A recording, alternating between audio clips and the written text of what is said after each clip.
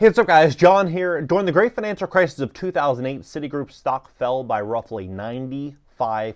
Investors lost nearly everything. Citigroup is in trouble. After the company's collapse during the 2008 recession, Citi stock has continuously struggled. That was before the government stepped in with a big bailout. But when you look at what's going on right now with Citigroup, it's very shocking. They are now planning on laying off over 24,000 employees. Massive reorganization underway at Citi, referred to internally as Project Bora Bora, which potentially includes deep job cuts across the board. That's roughly 10% of their entire workforce. On top of this, they're closing down one division after the next.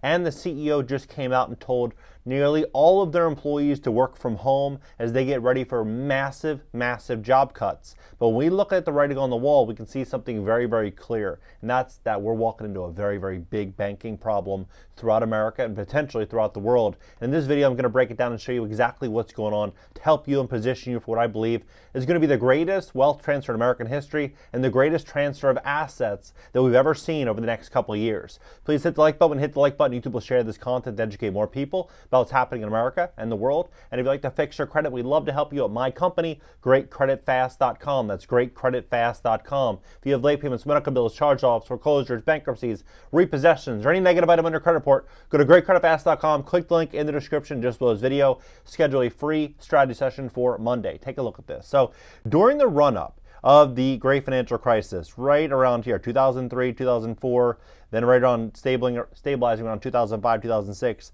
Once it fell off a cliff, then it just stabilized like this for essentially the last 15 years. But when you look at what happened during the great financial crisis, but there's never been more accounting of how Citigroup got itself into so much trouble and why the decision were made to bail it out to the tune of what the author revealed, more than $517 billion, all told. Now back then that was a huge number. Now I know we give $100 billion here, $500 billion here, $1 trillion here, but $517 billion 15 years ago. Some $40 billion more than roughly $476 billion in cash and guaranteed described in the 2011 congressional. Now look at what's happening. Citigroup on November 6th, they said that they are mulling job cuts, 24,000 set for acts, right? 24,000 jobs set for acts. Now, when you look at what they're doing here, this came out December 15th, yesterday. They said that Citigroup employees on the edge over layoffs, they're told they can work remotely until the new year. So they're saying the policy applies to hybrid workers, which make up the majority of the bank's 240,000 employees, said the people who described not to be identified. Citigroup told most of its employees they can work remotely the final 2 weeks of December. Workers can log in remotely from anywhere in their country of employment from Monday to December 29th, a Friday, making this week the last in-person experience this year for many staffers, according to people with knowledge of the situation. The policy applies to hybrid workers, which make up majority of the bank's 240,000 employees, said the people who declined to be identified. Unlike last year, when the perk was introduced, employees are on the edge over CEO Jan Fraser's sweeping corporate reorganization, and some expressed concerns over whether their job will still exist next year. Citigroup said that Fraser's review of the third biggest U.S. bank by assets will be complete by the end of March. The project, known internally by its code Project Bora Bora, has already resulted in executives' departure and a shuttering of the firm's municipal bond business. Citigroup will disclose severance expenses tied to the project in January and again in April, the bank said. This past year has been one of the significant change across the firm as we approach the end of 2023. We look forward to this special time of year. Now, when they mention this municipal business, this is a big deal. It's a big block of their business. Citigroup is dismantling another piece of this empire. So look at this. Citigroup was for decades a top underwriter of state and local government debt, making the bank a major financier of roads, bridges, and airports across the U.S. Now it wants out of that business, dismantling yet another part of the empire amassed in the 1990s. The decision, announced internally in a bank memo Thursday, is the latest example of how Citigroup is paring back its ambitions as it tries to revive its stock price and remove decades of bloat. That means this business is going to go through a massive overhaul. What do I think is going to happen? I believe technology AI, a lot of jobs are going to start to become streamlined, and they're going to be reducing their expenses greatly to try to weather this recession, or some could call, depression. We're going to be walking into a very, very, very big overhaul in this economy, and banks are bracing for impact. Big banks quietly cutting thousands. I mean, they quietly cut 20,000 jobs. That was October. Back then, that was a huge number. Everyone was talking about this. Wow, 20,000 jobs. They've already cut roughly 30,000 more jobs in the banking sector since this article came out, right? Not even 2 months ago. So, and the Hill is reporting that the regional banking crisis is not over. From what they're saying, it almost seems like it's just beginning. Troubles are coming to the commercial real estate sector, not a single spies, but in battalions. This does not bode well for regional banks, which are heavily exposed to that sector. I mean, they have over 70% of all commercial real estate debt is held by regional banks. And most small businesses get funding from regional banks. So this is going to be a really, really big change, considering that most Americans work for small business. More importantly, it does not bode well for next year's economic outlook, especially if we were to have regional bank-induced credit crunch.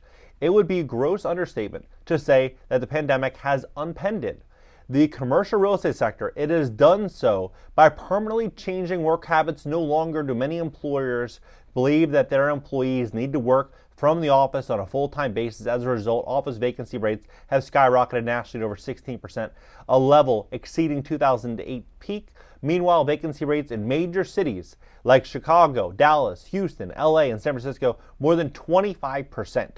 25%. Now, in 2019, normal vacancy rate might be 4%, 5%, 6%. So when you're looking at what's happened to insurance and taxes, borrowing costs, and these vacancies, it's a big problem. We're seeing numbers where deals are trading at $100 million, $200 million, and now only selling for a fraction of that, 60, 70% off. Right? We're seeing some really, really big problems, and I think that these haircuts on these deals are going to continue to get more severe. So when you look at what's going on with even like Barclays, they're cutting 2,000 jobs. Another UK bank cutting 20% of the workforce, 1 in 5, right? So you start to look at this, and you can see clearly that we're walking into something big. December 1st, about 10 days ago, 14 days ago, 3,000 jobs cut, TD Bank. Bank of America cutting 7,500 jobs, right? So what do I think is going to happen?